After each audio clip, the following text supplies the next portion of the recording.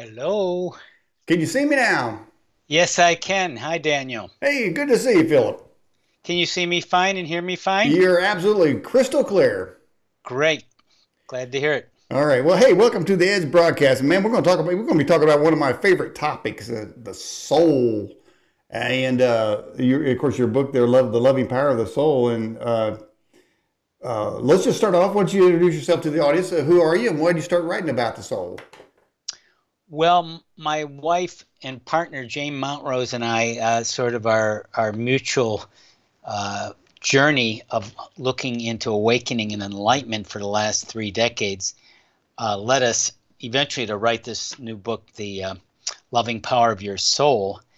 And we were looking in our 20s years ago for more spiritual enlightenment, awakening, like many people do sooner or later. Hmm.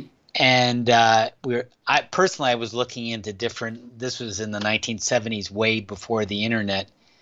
And there was Buddhism and Eastern religions and Japanese tea ceremonies and other psychologies. I just, kind of looking around there, what's out there.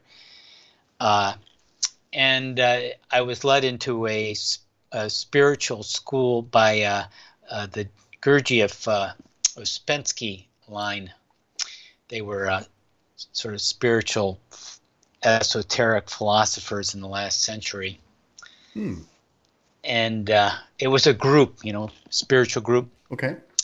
And spiritual groups are kind of like mini religions, sort of concentrated or laser-like. Okay. So they do have a little bit of can get into a little cult-like thing where the leader becomes very powerful and sort of following the leader type of thing. Hmm.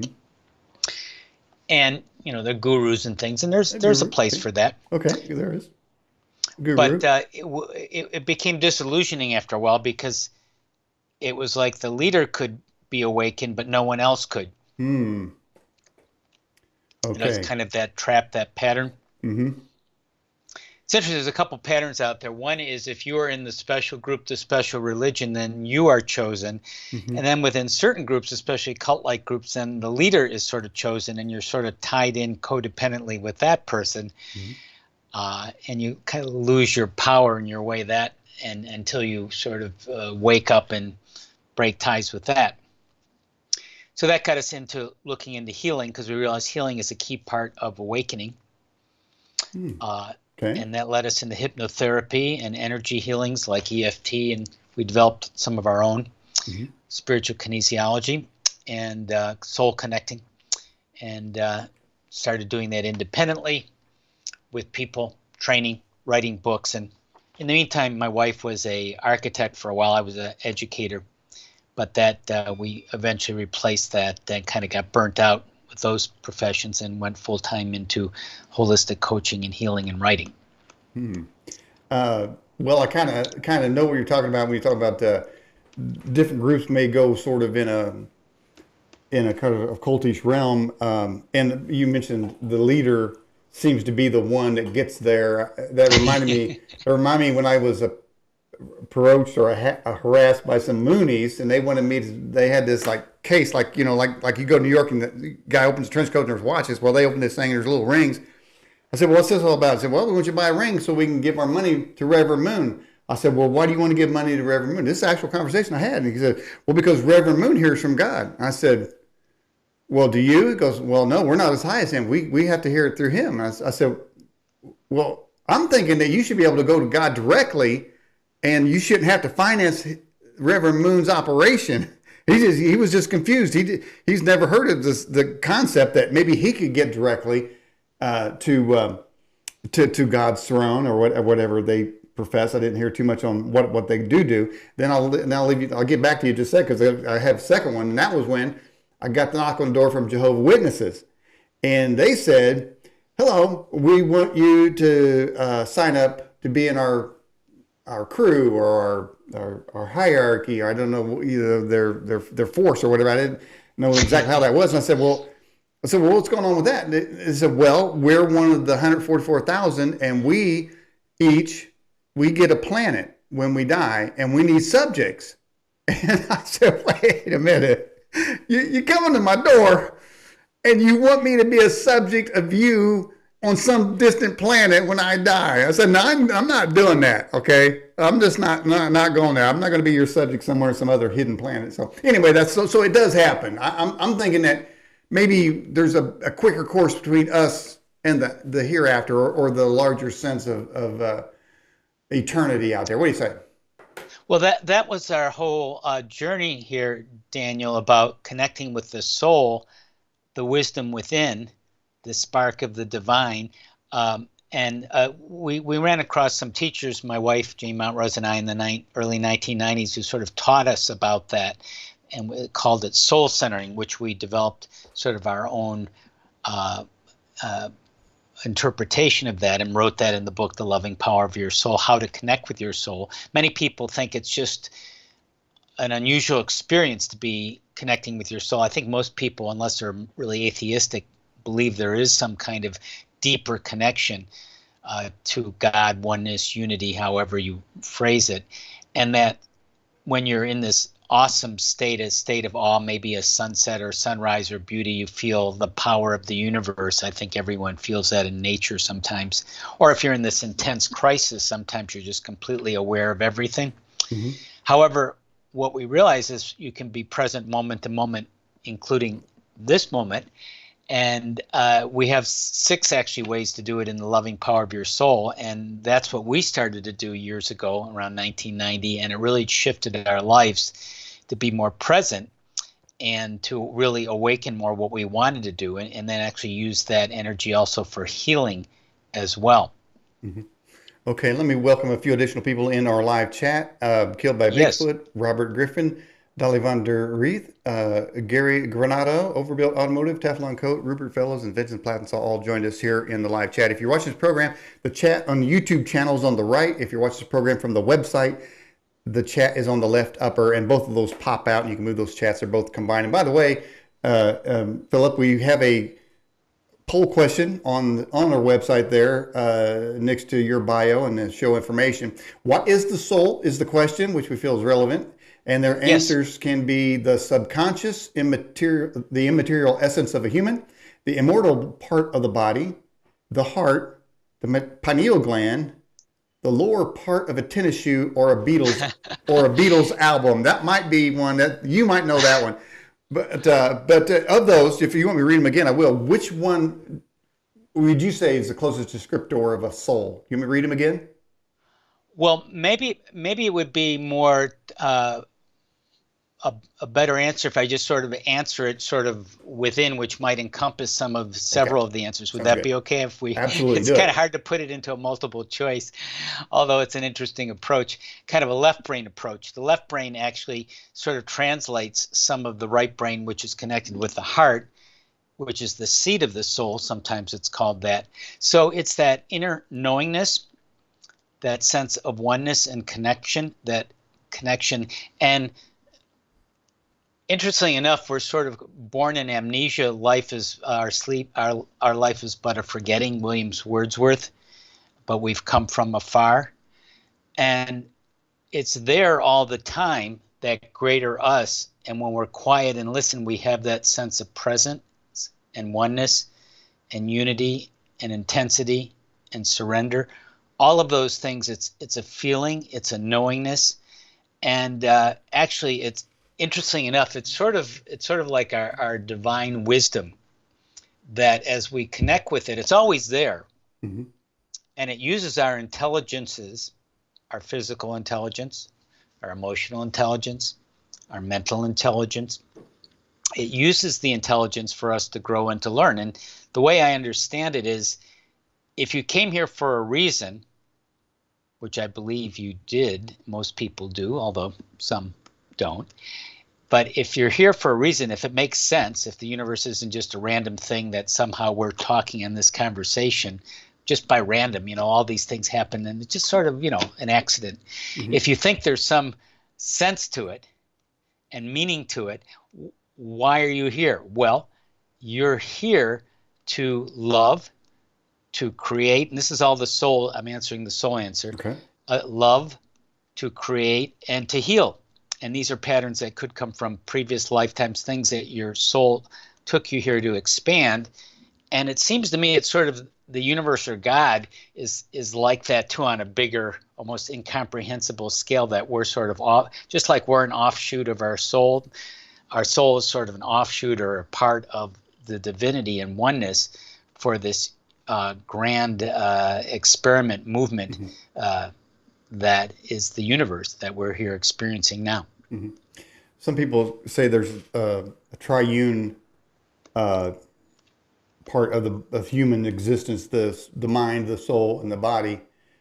Do you think that the soul is the same as your consciousness? Well, the soul connects you with your consciousness that connects with everything. I mean, there's different levels of consciousness. There's sort of your mental consciousness, as I said, your faculties, but the knowingness that connects you with things beyond the physical, beyond the rational, which includes that, but goes way beyond that, that knowingness, that transcendent quality, that's your consciousness that's here. And in a way that doesn't change, but in a way it does, because I do feel we're somehow evolving, and that gives us purpose and fulfillment and meaning why we're here. Mm-hmm. Okay, so we're looking at a screen grab from your website there. Life is ripe with opportunities, and in this moment, your greatest opportunity might be where you are right now. The good doctor, yourself, and your wife there, it looks like. So are we right now, and the people watching this program, is this the greatest opportunity at this very moment? Well, in a way, the only opportunity you have is right now. Mm-hmm. So this all you can really do is take advantage of now. You can plan for the future, you can learn from the past, but you can only experience now, and this is where things are going to shift. So if you decide right now, listening to this podcast, that you want to grow, to have more love, to have more creativity, to heal, you can. Mm-hmm. It's choice, or you can kind of stay asleep. You know, when they say awaken, it sort of implies that you weren't awake, you were somewhat asleep, to use language. Mm-hmm. That means you weren't that aware of yourself being in this moment, living your life more consciously. Okay, now we have questions coming in, and let's Yes. get, by the way, welcome Laura. I see you just logged in the live chat as well. Smoke C says, Doctor, what's the relationship between non-random events and free will? Non-random events. It's not random events and free will, or non-random events. It's sort of, I'm a little puzzled by the word non-random. Almost sounds like it's random events. Mm-hmm. That would make sense, that question. Yeah. I'm not sure what non-random events are. I'm going to just. Well, non-random to me means it ordered. Oh, okay. I mean, I'm not speaking for the person, but I mean, yeah. So what's the difference between ordered events and free will? Yeah.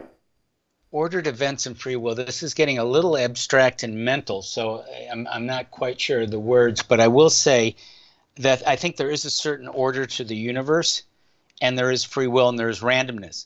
Mm-hmm. But because your soul has a plan, that means something that you came into this universe, into this incarnation, into this life in a loose, flexible way, with certain parents and settings and conditions for things to learn. There's a certain order to that. Mm-hmm. So if you're living in the United States, you're not living in India. You know, there's a certain order to that.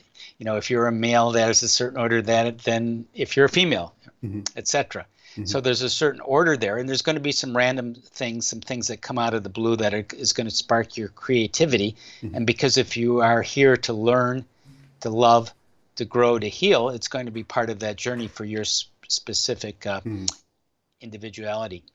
Does it bother you? And I would say it bothers me, but maybe I'm asking you if it bothers you, if when we're talking about love and yes. the desire to learn what life's about, the desire to learn how to love and forgiveness, and these magnificent higher life journeys that we're trying to press into, higher spirituality. Does it bother you when you see, say, a mass or a group of people that's completely the opposite of that? I mean, you know that's out there, and I'm not going to say a specific group or any group. I'll just say I know that groups exist that foment hate and right. And so there's juxtaposition, or this polarization, this yin and yang. Are these forces fighting it out somewhere toward the middle the outer reaches of love and the outer reaches of hate, and then we're kind of in the middle over here trying to figure out, hey, what's love? And love could be this, is that, and the Bible says this about love, and this over here says, how can we hurt these people because I really hate what they're doing? And like the sinner. But then you got is there, when you talk about the circle of hate and circle of love, were they combined, so to speak, or maybe an overlap? Is that where the battle is to move one way or another? Well, I think there is. We obviously know there's a lot of contrast and there's a lot of separation and lack of love, certainly, in especially today, a lot of strife. And that's why the soul, connecting with the soul, where we started in the Loving Power of Your Soul book, is if you're coming from that place, then you do stand up for yourself. You do shine a light on things. It doesn't mean you accept or give credence or further hate, and some of it's a little subjective, so you have to be in the moment. People are coming from different places and different parts in their journey. Well, but I think it's more shining the light of your own love from your own wisdom of your soul onto the situation wherever you are in life, which sometimes is standing up to hate and division and war and conflict, of course. So my question, does it bother you that these groups are like that? Oh yeah, I mean, I don't feel like I'm immune. I have feelings, and that triggers feelings in me. And do you ever think that, like, some of that's useful? Okay, so I'm thinking, do you see, is love going to win out before somebody hits the mute sometimes button? It seems like it will. I mean, we do have free will to destroy the planet. I mean, that's obviously a real viable possibility because of free will. It's still on our journey to wholeness. We'll go on elsewhere in other realms. But because there's free will, we have the choice of doing things that are very destructive. And it is a world of contrast to learn what love is by what is not love. Viveka, welcome to this chat. I see you just logged in. Do you have any thoughts on the idea that the luminaries represent human consciousness? I don't know what are the luminaries. I'm not sure what the reference is to. Well, in this conspiratorial show here, okay, that might mean maybe I'm not caught up on the latest conspiracy theories. That could mean Illuminati. And by the way, Illuminati, isn't that one of the words you can spell backwards? Pretty freaky. Well, you can spell it forward or backwards. Yeah, I think it is. So anyways, Illuminati, they're out there. Okay, we'll just move on from there. But I do have a question. This is going deep. This is going real deep. Are you ready? Yeah, I'm okay, listening. all right. Here it is. Where I don't know where we're going, but I'm open. Okay, you're going where no guest has gone before. They say that chicken soup is good for the soul. I kind of think that it is. Is that true? Chicken soup is good for the soul. Is there some ingredient in chicken soup because I know when I eat chicken soup, I feel really good. I feel like we really shifted on that one from conspiracy to chicken soup for the soul. Unless there's something esoteric, maybe there is in that. Yeah. Well, certainly healthy food makes you feel good, and there's a lot of healthy nutrients in chicken soup. Okay. But spiritually though, you're not making a connection between chicken soup and the improvement of the soul. Well, I think it is. To me, I mean, I don't know if there's an esoteric meaning, but to me, it's more metaphoric, and it's also a sense of love. I grew up like in a Jewish background, so like chicken soup was sort of like your mother loving you and feeding you and nurturing you, and it is a healthy food. We have a segment of this program called the Bear Report that comes on before this interview section, and then on the Bear Report, Bear.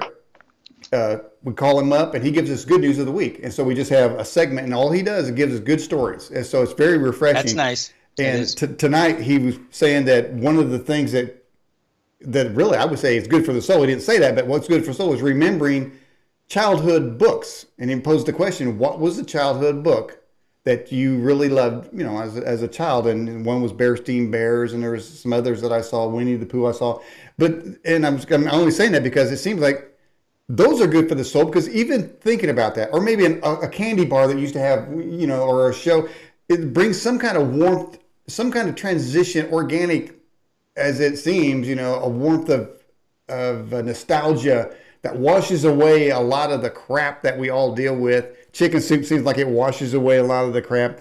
But we're talking about of course, we're talking about your book. Now, can we say that your book is like one of our younger days of enjoying a book or a candy bar or Well, chicken I soup? would say, something from the past, if it evokes a higher state, a state of love, acceptance, enjoyment, and it could be the innocence and beauty of childhood, with something you remember that you just, loved eating, Hmm. that put you in a peaceful, blissful state. Now, if it's putting it in now, Hmm. then it would be good. Hmm. If it's just kind of remembering a memory as almost an avoidance thing, that might be interesting, but I wouldn't say that's being present to your soul now, because you'd Hmm. be in this sense of being present, Hmm. which, and I think maybe, Daniel, maybe we should do some kind of experiential for people to understand, maybe experientially, what I'm talking about. Hmm. Um, you mentioned about crisis or pain causes development of the soul, healing kind of awakens it.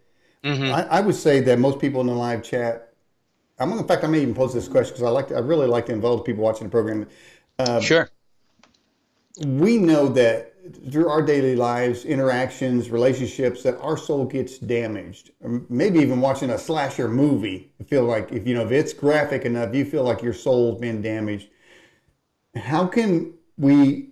So the question I have for the people watching the program: do you feel at some point in your life has your soul been damaged? Okay, so that question I'm going to pose to them. Just a quick yes or no. Has your soul been damaged in your life? So we'll wait for people to respond to that. And then for you, then uh, can this damage be reversed? I think that's a really good question, Daniel. So there are challenges, and as some of them, like I'll just tell an experience that might be illustrative of this. When I went to film school at UCLA, I was thinking of being a film director, or writer in my early 20s, and we did student films that we put in front of our fellow students and kind of aired them, screened them.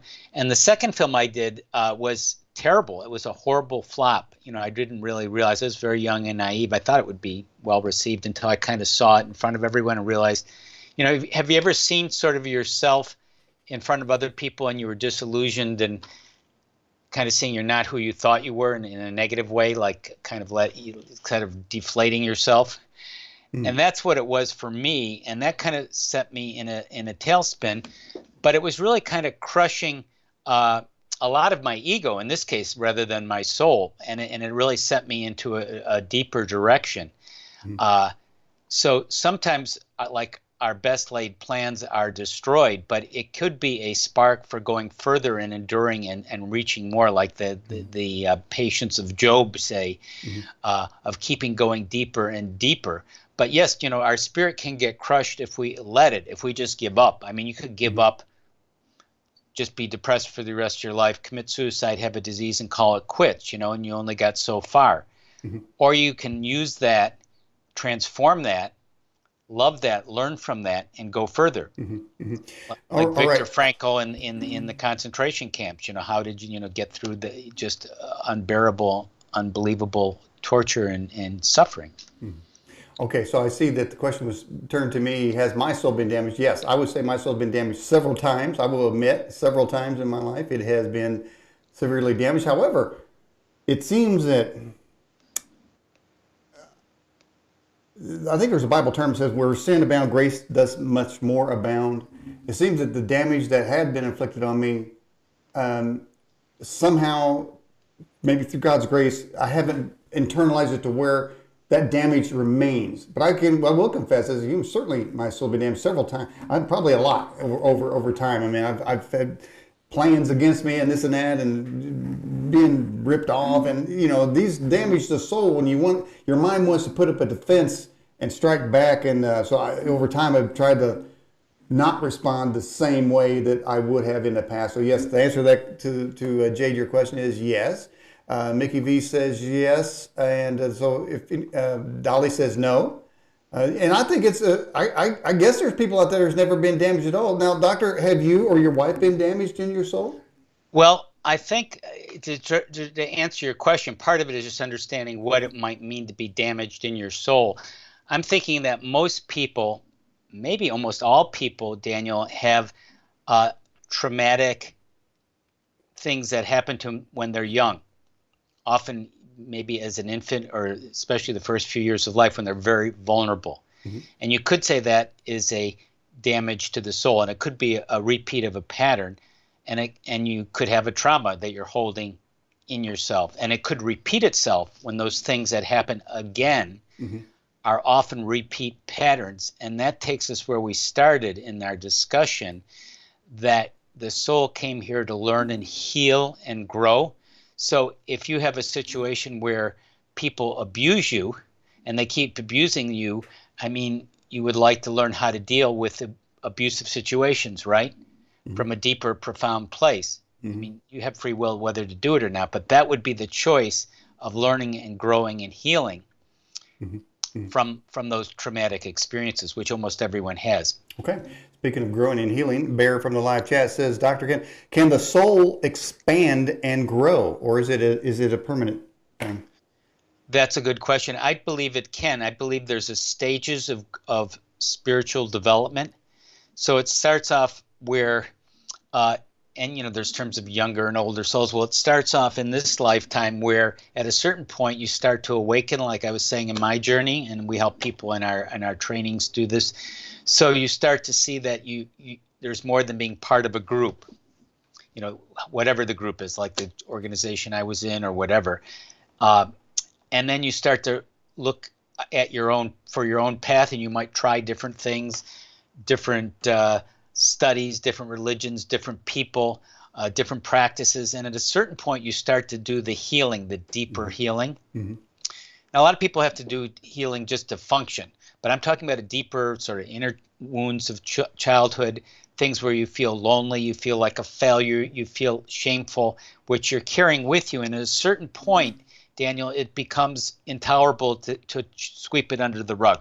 Mm-hmm. And then that's where you look for someone to help you, the healing techniques like the EFT tapping and the spiritual kinesiology, some kind of healing to learn how to reparent, to love yourself, to get the lesson. What did you learn from that? Mm-hmm. So if nothing ever bad happened to me, if life was smooth and easy, how could I be here and help other people and teach anything or share anything, Mm-hmm. right? Mm-hmm. Same with you. Right. In the sports realm, there's a maxim they use, and I think it's kind of universal. It says, fear is just pain leaving the body.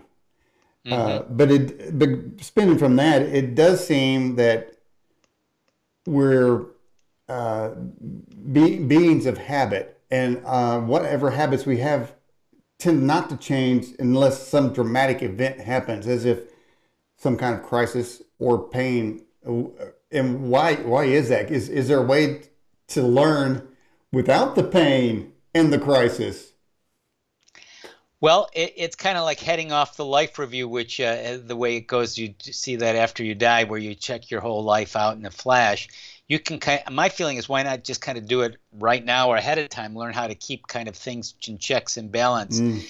The answer is absolutely yes. It's true that many people wait till the midlife transition, or sometimes called a crisis, between maybe 30 and 50, thereabouts. Mm-hmm. But you can be more proactive in it.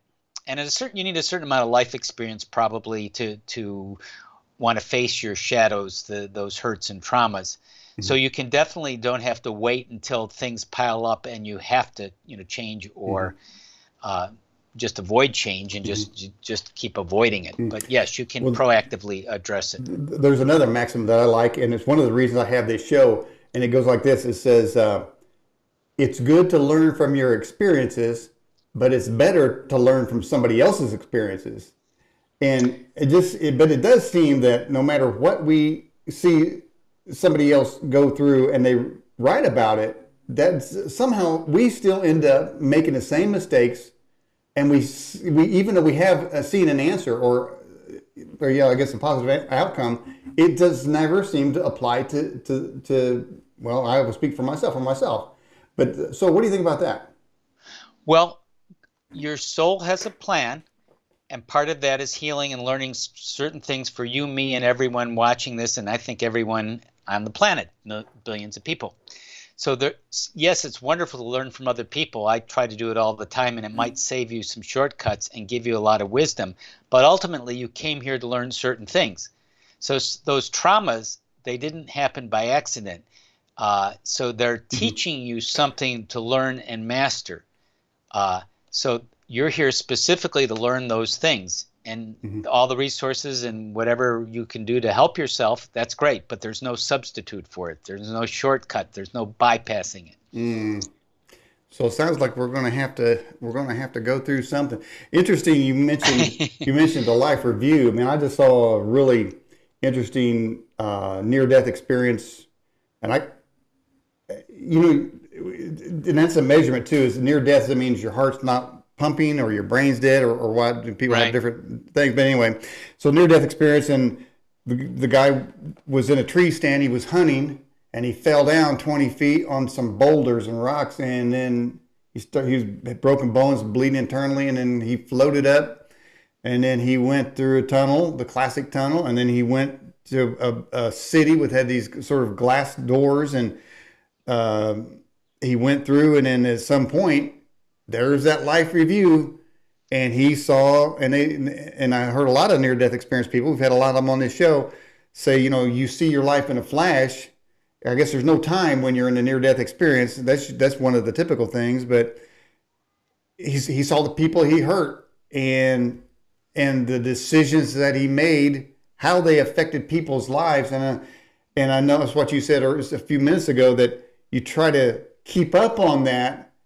And the best thing to do is if you know that what you say and how you act and what you do can damage somebody. That's so that scares the crap out of me. The power that we have to do that to somebody, even if we don't like them, we don't want to do that. Kind of reminds me of Scrooge and when the Ghost of Three Christmases, and it says he had this chain and ball, and it said, what are the links?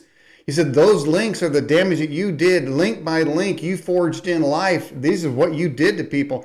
I don't, Dr. Phillip, I don't want, Dr. Phil, I don't want that. I'm trying to cut those links out, man. I'm trying to. Yeah, you do the best you can, but you can't be perfect. We're here to learn and grow. And it seems like an overwhelming impossibility, but the idea, of course, Daniel, and everyone we know, is not to be perfect. You can't be perfect. That's a problem in itself. It's just, again, to learn to love and yourself and other people. Be kind, be creative, find out, your gifts and what you have to help the universe. Because when you're helping people with your gifts, the things you're good at, I'm good at writing and speaking and training and teaching. If you do those things, you're sort of in your element, and you're going to be in a more loving place if you don't get carried away and some of the sort of egoistic parts don't take over. And that's something to be monitoring, of course. Okay, so your book talks about life as an adventure. How can we approach life as an amazing adventure? I always tell people that watch this show that there are kind of like two roads you can go. Even if you're say in a Walmart, that you're still in a life zone, and you can look at it like, well, this is a crappy place, or what does life have for me? So what do you suggest for people to turn their life into the doldrums and to making every moment, because you talk about the moment is right now, even for people, to make this into a magical moment, an amazing adventure. Right. So that's a wonderful way to look at your life. I think you would agree there. And this has to do with taking charge of your life, what you can control and what you can't. There is that the serenity prayer. So if you take charge of your life, I'll share a story here in a moment. You're not trying to control things. You're not trying to be a pleaser and please others. What is it that you can do? How can you respond in a loving, creative way in each moment? How can you express your gifts to help yourself and the world? Let me share a story. There was a lady who took we have a holistic coaching and healing program, and it's now online Zoom, but years ago, we've been doing it for years. It was in our home office, and the lady came and she was kind of looking at things and hoping maybe this could be something I could do. I'm really interested. And her circumstances, Daniel, she called a difficult marriage. She left her career. She really didn't know what to do with herself, but she was interested in coaching and healing, and she was just hoping that this was it. and she started studying the coaching and healing from us, and she eventually got certificated from us and went on further and became a mental health counselor and found a new relationship that was very positive for her. So if you open your heart, follow your heart, that's not there in society. You don't hear CNN talking about people being heart-centered and having an open heart. But that's where we're ultimately going, and that's, the soul is the seat of the heart. The heart is the seat of the soul. We know that. We've heard that. We can feel that. So that's taking charge of your life, taking command, being intentional, being creative, being loving. Mm-hmm. All right, let's check in on the poll question for tonight. What is the soul? And of the respondents, the results are 50% says the soul is the immaterial essence of a human, and 50% says the immortal part of the body. And that's a question I've posed to a lot of guests when the soul or even the consciousness comes up, and that is, where exactly is it located? Right. And let me put it this, I was thinking about that today because I knew you was coming on. I was thinking, how can I frame that question? There's software out there.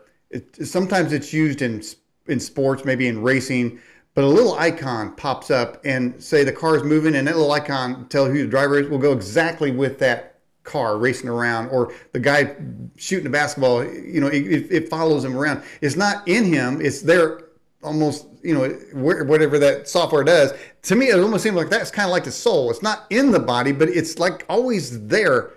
Where do you think it is?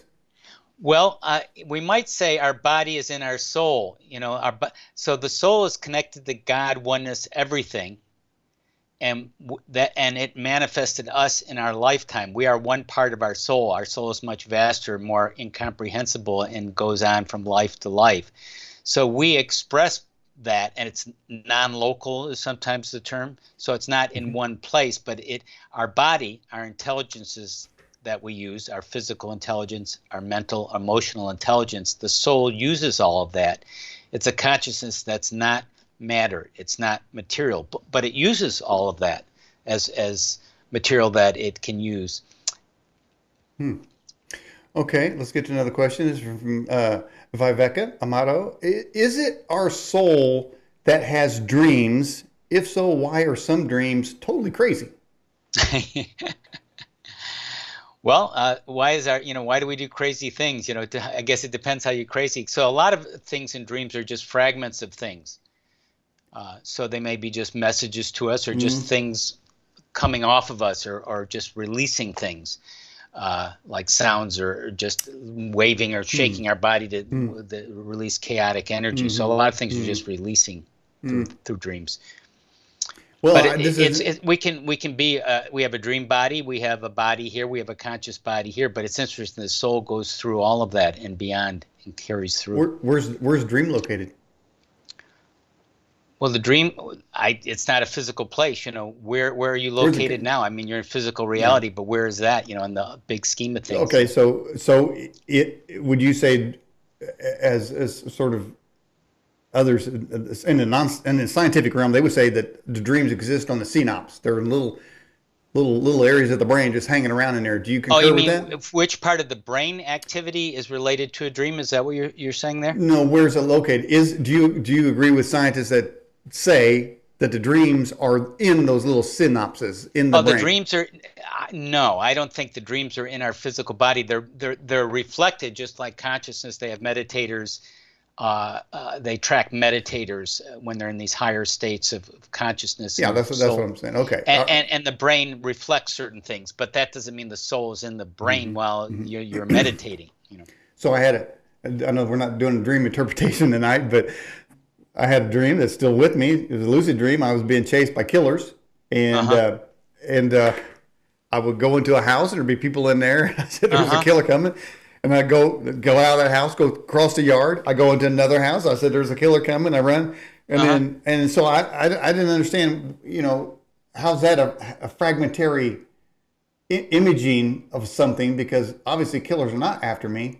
Yeah, but the brain told me that anyway. Yeah, dream interpretation. Usually, for me, it's energies. It's what it reminds you of, what the feeling is connected with. It can be releasing things. It can be alerting you to things that you're concerned about, not maybe physical killers, but energies that relate to that, or things in your life that are associated with it, Hmm. without Oh, going into dream interpretation. But that's just a quick okay. Okay. consideration. Can you explain the difference between the mind and the soul? Uh, well, the mind, I look at the mind as an aspect, the larger mind of the soul. So the mind is something beyond the brain. The mind is what the soul comes through, like your higher mind. Hmm. Yeah. Okay. Anytime I talk about the higher mind, I always reminds me of the hive mind. I'm a Yeah. beekeeper, and I can tell you that in the beehive, every one of those bees is thinking the exact same thing. It's kind of like the Borg, and so when you talk about a holistic model, because I think is in the cover of your book, or at least one of the things we've seen. What is how does what does holistic mean? Holistic is the parts are related to the whole, and then the whole is greater than the sum of the parts.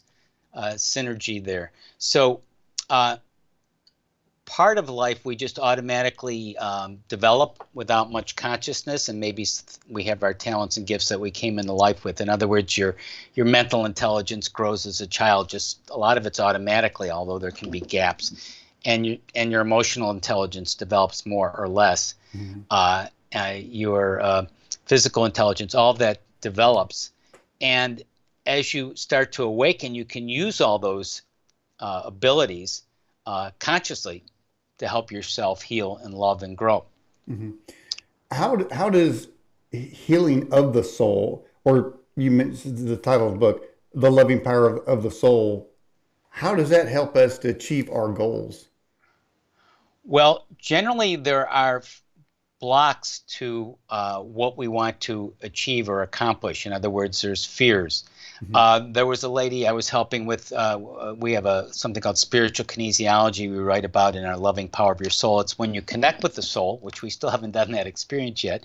Might be nice to do it. Although you can be present and very soulful in this moment, but just to have maybe a direct experience would be good. So you connect more Are you suggesting consciously. doing something right now?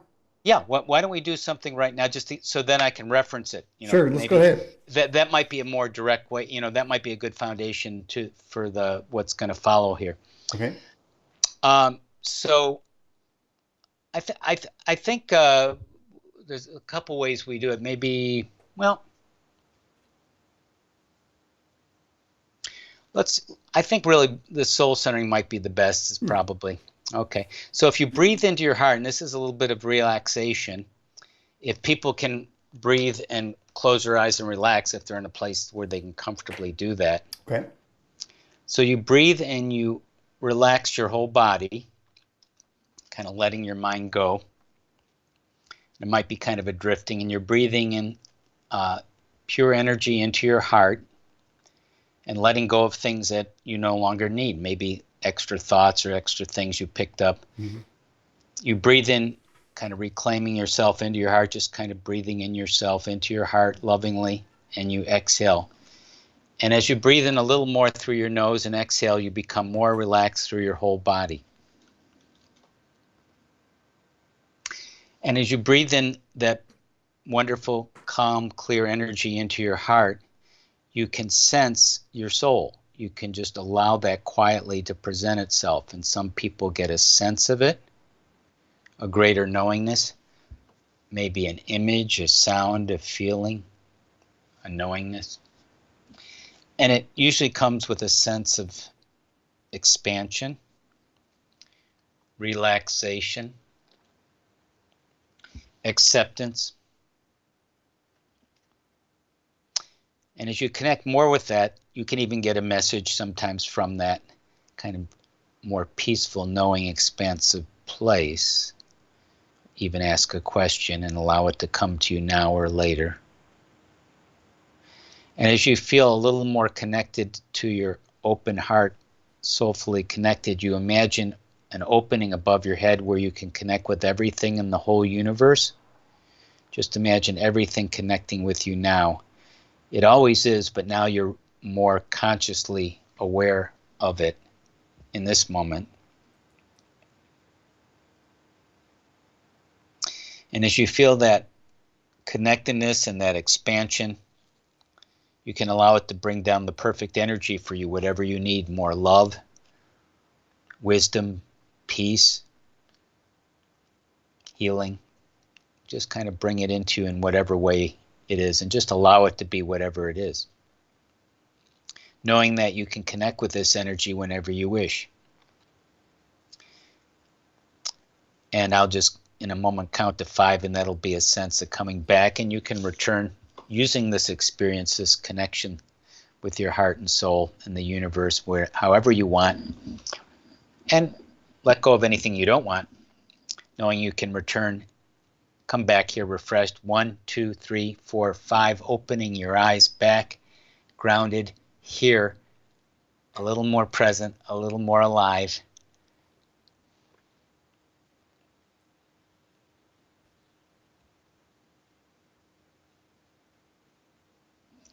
And that was one way we do the soul centering. Well, I feel pretty centered right there. It was very calming. It's kind of like drinking some chicken soup. No, it was calming. No, so you can actually calm your. The best way calming I got is to not watch the news. That's when I start to calm. Right. The calming comes there, but it does seem that you can manipulate your anxiety. And somebody once said, doctor, that life is 90% of what you think about the 10% that happened to you. Mm-hmm.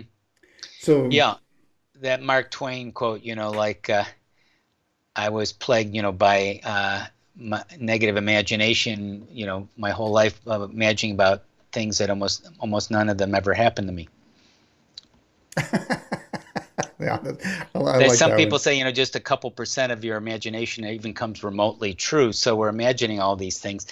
And to tell you a story, Daniel, just using that soul centering that we just did. Mm-hmm.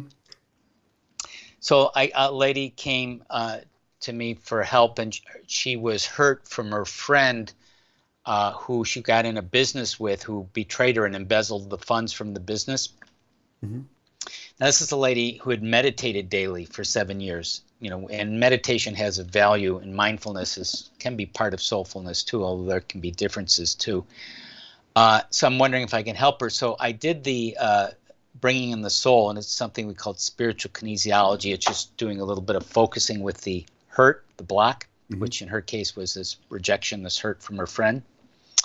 And after a few minutes, bringing in the soul's energy, I just asked Maria Elena, how are you feeling? She goes, I'm fine now. Well, what about the friend? She goes, no, I'm good. And she could just forgive her on the spot. Now, why is that? You can't forgive things that you're not ready to forgive. You may know you should forgive. I mean, I'm sure she knew for 7 years, probably part of her knew that it would be a good idea to forgive her friend and not ruminate. But she didn't. Because once she got to a soulful place, she was able to let it go and move forward Mm-hmm. and heal herself at a deep level. Mm-hmm. How is it can we live more in the soul or the spirit than we do, say, carnally in our thinking, in our mind? Is there a way to live more in the better aspects of it? Well, I think maybe to rephrase the question just a little bit, Daniel, is if we are more present, our soul is being in the world but not of the world. We are living more aware. I am more aware of my speaking. I am more aware of you. I'm more aware of this situation. I'm not aware of everything and everyone, but I'm here doing the best I can, living more fully now and what makes the most sense and responding more intentionally. Mm-hmm. What else can people learn from this book that you wrote? Well, there's 3 parts. The first part is the preparation, which is understanding those different intelligences, physical, mental, emotional intelligences, and what they are. We go a little more into details what each one is, like some of the meanings of the emotions that you're experiencing, what it might suggest to you, and how to use it and connect with it maybe more soulfully, and what meditation is, and how you can use that, and also how it could limit you if you use it as escapism or you don't hear the messages from the soul. So there's the preparation, then there's the 6 different ways of connecting with the soul, and we did that one soul centering a few minutes ago, and if you use that as a meditation, then it becomes more easy to do it automatically, and your awareness and energy and consciousness lifts. It doesn't mean you're not thrown off and have setbacks and challenges. I don't mean things are perfect and without disruptions or challenges. Yes, but there's more of you to handle it and deal with it, more presence. And then the third part is using different healing, energy healings, like the spiritual kinesiology that I mentioned, the lady healing from her soul, using that to heal the wounds from her hurt relationships, the betrayal from her friend. Well, who hasn't been betrayed? That's what I was saying earlier. Yeah, yeah. And I'm going to challenge somebody, because we didn't get a lot of respondents on that in their first hour. People, have they ever had their soul damaged? People didn't want to say anything, but yeah, I think maybe embarrassing to them. I don't think you can live on this earth without that happening, because there's so many. Yeah, and it's difficult. It's very tender and vulnerable, and it takes being ready for it and the right person and setting and support to deal with it, especially today, because I mean it's not. Well, isn't that like in a stepology type of sense, a admission that at some point you have been damaged? And is that first step for healing? It is, but you need someone who's going to support you and listen to you and not shame you or just say things. I mean, you can't imagine if I just said to the lady, "Hey, come on, get over it. You shouldn't really hold a grudge against the lady who betrayed you." I said maybe even things that were the right things. That's not going to work. And if she wasn't ready to come to me and be open to deal with it and heal it, that wouldn't work either. So it is an organic journey for each of us. So you say messages from the soul. What's the last message you got from your soul? The last message. A lot of times messages are real simple, Daniel. They're just simple. We usually think it could be a very elaborate thing. And it could be just simple things like, it's okay, or relax. I could go in and just see, just try to get a feeling. If part of it is you could get a general message, but often there's messages addressed to a particular situation. I had a message clear as day given to me one time in my life experience, Dr. Phil. I was working for a company, and every 6 months I had to go up these stairs to the office, and I would be evaluated. And then the manager would do my evaluation, and he would type on a calculator, okay, you're this proficient and this and that, and then he'd slide it across the thing, say, here's your raise or not raise. So I always had this anxiety going up those stairs at these intervals, because I didn't like the guy, and I don't think he liked me either. And so it's like, okay, well, I have to suck up to this guy, whatever. And so, but this particular time, I'm walking up the steps, and I heard a message clear as day tell me, I could have been audible, I don't know. It says, the person behind the desk is not in charge of your raise. I am. Right. And I looked around, and I couldn't believe I heard that. I'm thinking, well, who did that? Who said that? Was I talking to myself? But when I heard that, all my anxiety that I had every single time before just melted to nothing. And I had this total assurance, confidence, and peace. Right. I went up there, and I sat down, and that time, instead of typing on the calculator, he slid the calculator across the desk and said, tell me what you want. So all my anxiety got me nothing, but when my anxiety went away, I heard a voice clear as day. And he slid that calculator across the desk. That's a great illustration. I love that story.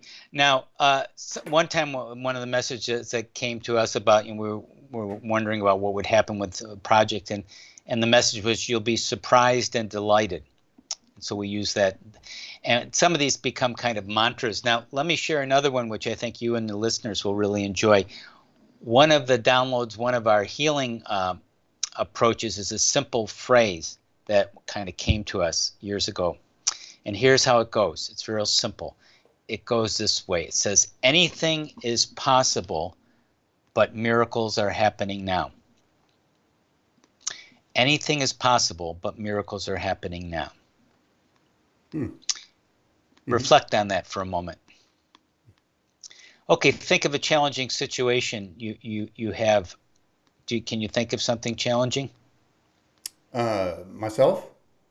Yourself, or anything that you might consider as challenging. It could be you or just something you consider challenging. Well, I'm having a challenge right now. Number 7 beehive is underpopulated, and That the what is underpopulated? one of my beehives is Oh underpopulated. yeah, yeah, So and that's I have a lot of consternation and almost a little fear there. It's like they're not going to make it. And oh yeah, oh so yeah, does that and that qualify? makes sense. Yeah, and yeah, it could be anything. Okay, well Pick a card. that's one for me So right now. so say that, and then we'll do a little one of the. So say anything is possible, even though I have this concern about my beehive. Is it? Yeah. Say anything, even though I have this concern about, even though part of me has a concern about my beehive, anything is possible and miracles are happening now. Okay. Well, I'll tell you what. Even though I have this concern of my beehive number 7, Yes, miracles are happening right now, and anything is possible. and anything's possible. Okay, so we're going to add one more element to it. I'm Okay. doing like kind of building a healing thing with you. Okay. So uh, we're going to tap the side of our hand. This is a healing point. Even though part of me has a concern about my beehive, I on the got to do heel of that. our hand, Okay. uh, anything is possible. Miracles are happening now. So you say that. Say it while you're tapping Anything's the. possible. Yeah. Even though I have this concern, the edge of your hand, the side of your Oh, hand. okay. Got okay. The edge. Yeah. Karate chop. Wow. Okay, got it. We're doing it. We're on it.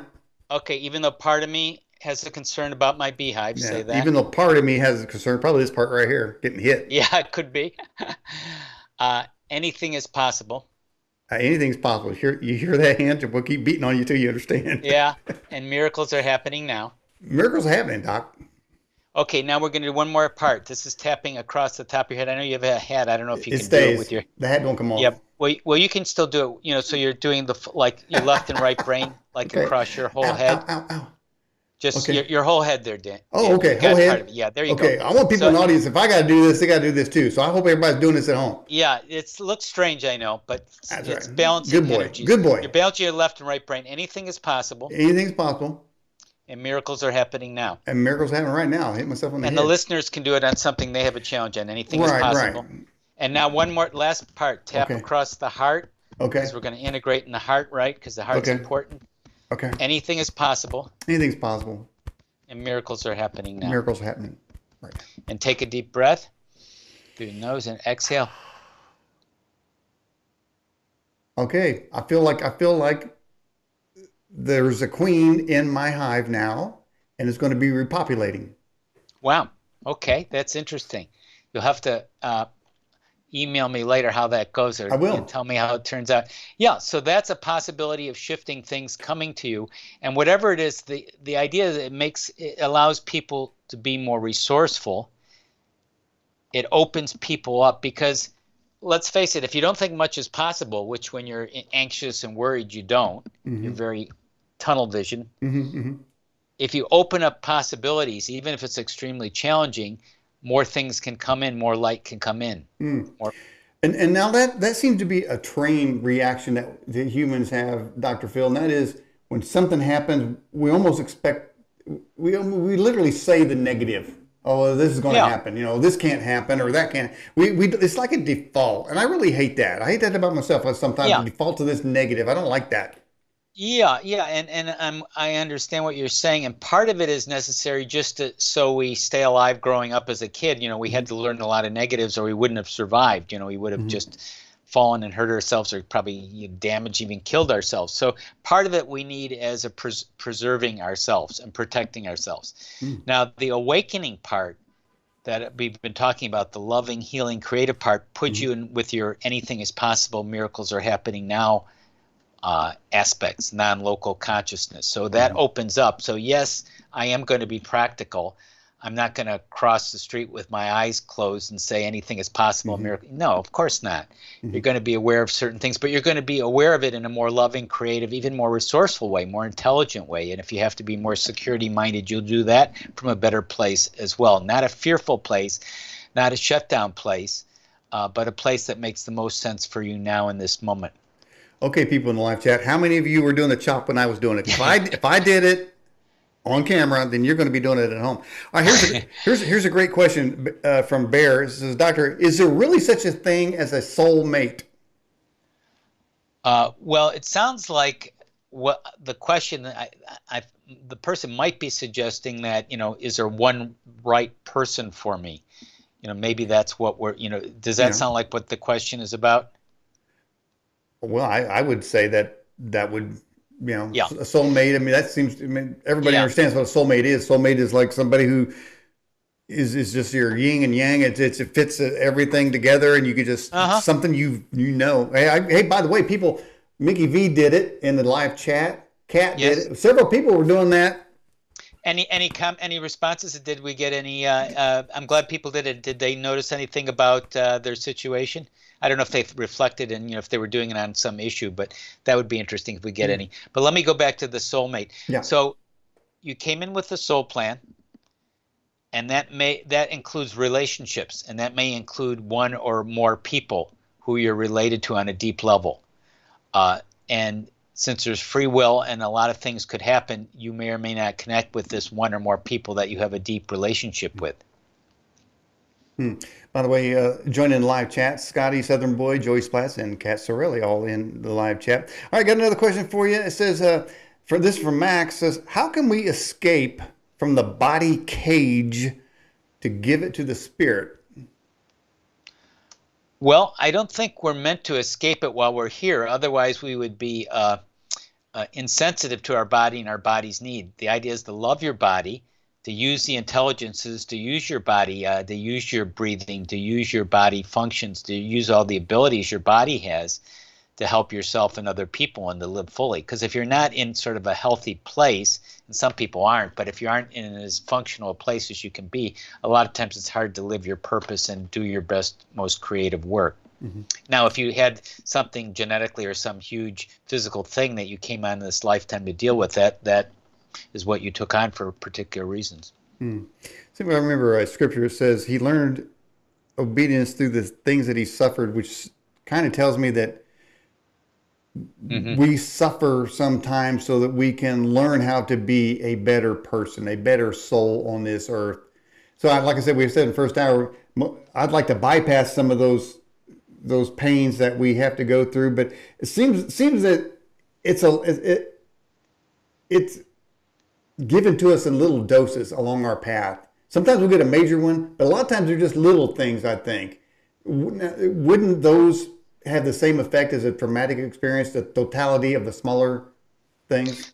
When you say little things that do what? Like little, Well, what it are you causes referring to? pain. It causes this Oh, little pains. Yeah, they forced could be little growth. awakenings. Yeah, forced So awakenings. Yeah, the idea is you hear the whispers, so you don't have to hear the shouts. right. I Now, like that. Yeah. yeah. So the pains are from the traumas, which can be from birth or pre-birth or past lives, and they can be aggravated and repeated throughout life. And that's what the pain and the suffering is, because we keep going through the same problems, like the same kind of people, the same kind of insults, the same kinds of rejections, the same kinds of doubts, etc., the same failures, until we learn the lesson, and until we heal and love ourselves. That's why they keep repeating, because we haven't learned the lesson. We haven't woken up. We haven't addressed them yet. Mm-hmm.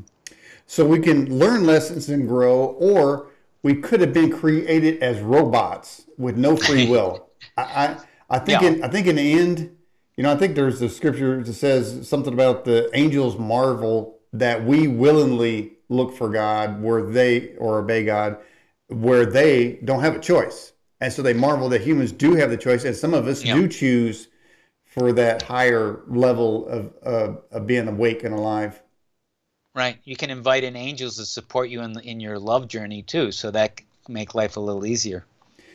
And now I remember we had one guest on the show. They were asked that question about the soulmate, and I think their answer was you can have two or three, or who knows how many soulmates. I don't know about that, but here's a question from our moderator. It says, Doctor, from Jade, do you believe you can somewhat gaze into someone's soul?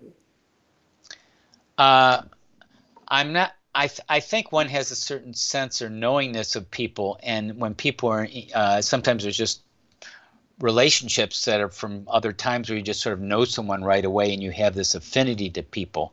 And some people, I think, are more aware of people sort of telepathically than others, sort of a paranormal ability. So that could be something that could be developed more. Hmm.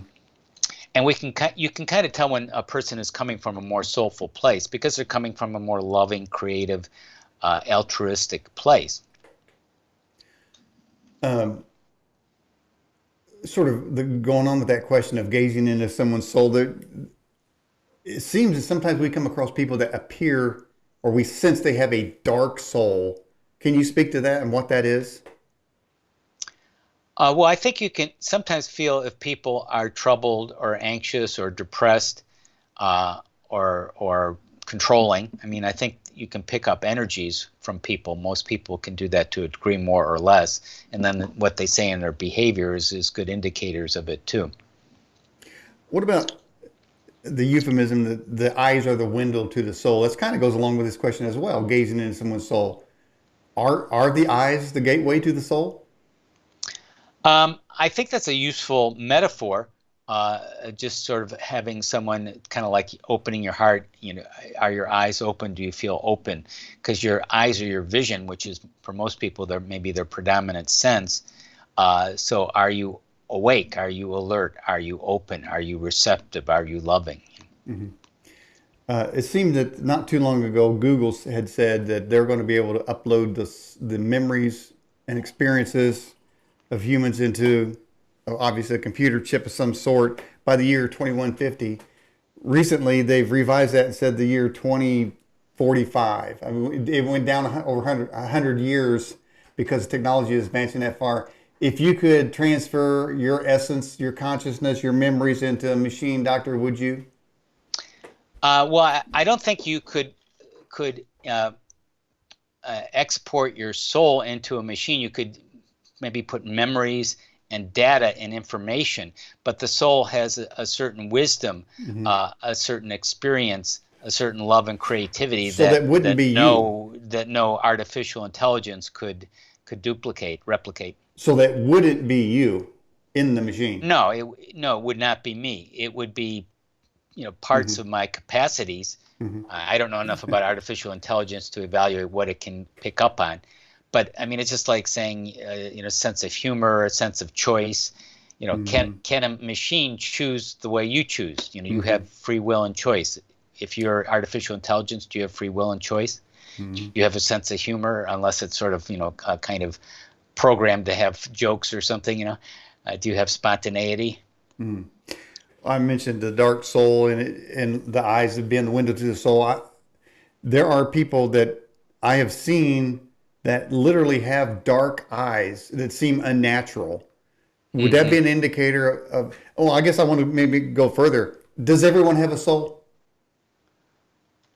That's a good question. I believe they do. I can't speak, authoritatively about it, but it might be a deadened soul. It might be a devoid soul. It might be kind of a soul sort of on life support that's distant. Uh, So, so one could have a soul that is so damaged it appears dead, but could it be completely dead? I don't know. To me, it seems like everyone has the potential for life, even if it's sort of gone out, because it's part of the universe. It's part of oneness. Because if we're all part of oneness, if everything is connected, assuming it's kind of living, we're talking on kind of a living level instead of inert, uh, then there's some kind of consciousness, there's some kind of Mhm. spark there, even if it's very, barely there, or crushed out, So you're saying it never hardly goes away. formed. So I was going to follow up with the question then. It might be applicable anyway.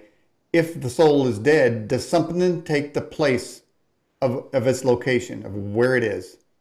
Something else. Does something else take the place of the soul? I wouldn't say this something takes place of the soul, but I mean, we're kind of getting into some theoretical realms. I mean, it may be Sure. possible that other beings or other energies come in and kind of fill up the void, because of you allowing, kind of like it's sort of like an experience of hanging out at a bar, hanging around with some unsavory people. If you kind of invite them into your life on one level or another, they're hanging out and suddenly, they're taking over your house and, Hmm. and your finances and whatever. Hmm. Seems like I've heard police reports really recently that where the police described the assailant in maybe a grisly murder situation or whatever, that the assailant had no remorse whatsoever. And it's dear. It seems like it was deeper than that. More to the fact that they were saying they recognize this person has no soul, no humanity. It seems that the soul is the anchor to humanity, and without it, you're not human anymore. You're something else. Yeah, I guess I don't know what you've become, but you've sort of lost your humanity. There is a phrase like that. You're sort of dead to the world. You're sort of on life support. Mm-hmm. In another shockingly accurate scriptural reference, the Bible says there's a time when people will want to die, but they can't. And it seems to me if their essence was captured by tech, some advanced tech, AI tech, and put it in a machine, they would never die. Even though they wanted to, they never could. They'd just be transferred to another processor somewhere. Oh, you mean if their consciousness could be put in artificial right? They never could die. They want to die, but they can't because they're always on somebody's. That would be if that were possible. I guess it's a science fiction possibility. They're always on somebody's. They're inhabiting somebody's thumb drive, and somebody makes a copy of it, and you're never going to die. Yeah, I mean, to me that doesn't make sense because consciousness transcends something that could be put into like an artificial intelligence. I don't think it could be captured that way. Mm-hmm. Aspects of our capacities could, but not our actual essence and soul. When does the soul come into the body? Well, that's people and I can't say this for sure. I don't have a definitive answer, but generally people say it's shortly before, around birth, around the birth time. The soul may be determines how the parents it wants to be born, but the kind of conscious part that you think of the soul may be very shortly before or after birth. That's from what I understand, and I'm not a real expert. I haven't studied that closely. So you said it's a possibility the soul comes in to the baby before birth? Maybe right before or right during, right at around the time of birth. But I'm not sure about that. Now it seems there are sonograms, if that's the right word, of babies in the womb that show that the babies in there have some characteristic, like maybe smiling. Some have said laughing. That to me seems like the essence of the human soul is in there, maybe at a much earlier time than near birth. Yeah, I don't know exactly the defining answer, and I can see why it's an interesting question that has a lot of relevance.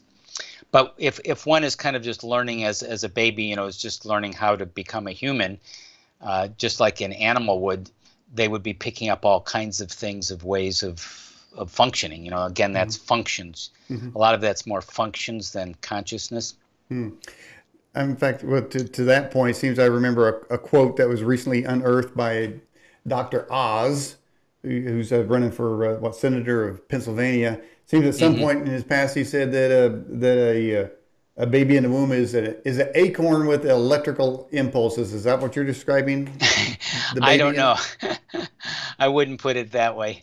I wouldn't call a baby like an acorn with electric. That sounds a little cold. Yeah, that seems pretty damn cold. Yeah. In fact, I would say that sounds soulless. Yeah, that sounds. That would be saying like an animal's just a piece of an acorn, just pulsing or something. Your dog is just sort of a pulsing, animal has electrical beats or something. Well, with that, let's check into our pulse. If we've moved that needle any, and it looks like the needle has moved. 54% say the soul is the immaterial essence of a human, and then the second one is the immortal part of the body. Third one is the subconscious. And nobody took my choice, the Beatles album. They were called Rubber Soul. They probably didn't even know there was a You're on the Beatles. edge on that. You're the outlier. So how's that happen? And then so we talked about the soul coming into the body. Where did the soul go after it leaves the body? Well, the way I understand it, it checks what it did, that life review, and then it sees what it wants to do next in its journey to wholeness, which can be other lifetimes or other realms. Looks like I didn't drag you far enough into the baby question. Somebody wants to know about your opinion, and with the Supreme Court's getting ready to rule on Roe v. Wade, you got a you yay or nay, or do you opt out of that question? Oh, I see. Well, I don't really get that much into political things, but it seems like it was something that was functioning pretty well for most people to let people decide individually about that. Hmm. Yeah.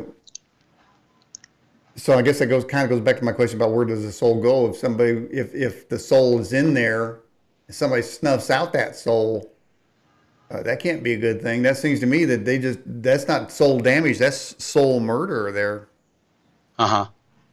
Yeah, it could be, but it would the way it seems to be from the one way of looking at it is it's Hmm. part of the bigger picture of what the person wanted to experience, like part of that journey, like if you're being stillborn or something, or having terrible things happen to you. Not that Hmm. anyone wants that to Hmm. happen or that's Hmm. approving of those kind of things, but it could be part of a bigger uh, uh, purpose that's sort of beyond what we normally consider ordinary thinking or ordinary Hmm. morality.